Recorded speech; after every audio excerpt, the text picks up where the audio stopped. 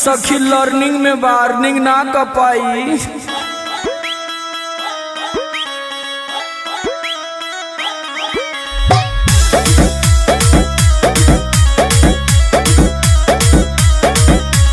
पूछ न पावे चुए कहे पानी कर बोरेटर से भइल बारे तंग जवानी रोज रोज के मैटर से।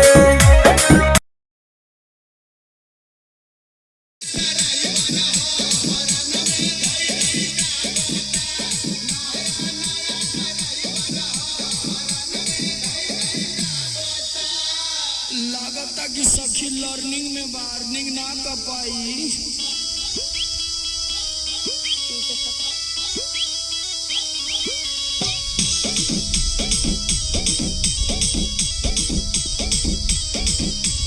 पूछ न पावे चुए कहे पानी कर बोरेटर से भइल बारे तंग जवानी रोज रोज के मैटर से। पूछ न पावे चुए कहे पानी कर बोरेटर से भइल बारे तंग जवानी रोज रोज के मैटर से। भरता जब जब पिकअप गाड़ी थोड़ी सी देरी में का पता नया ड्राइवर हो फरना धोई धोई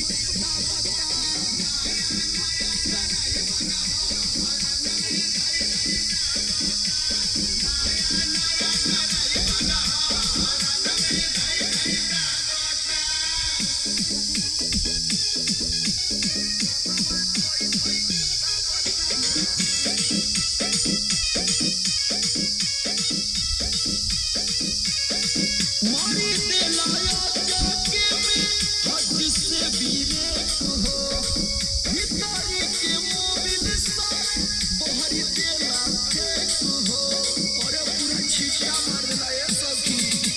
मारी दे लाया जाके में हद से भी रेत हो भितारी के मोबिल सारे बहरी देला फेंक हो।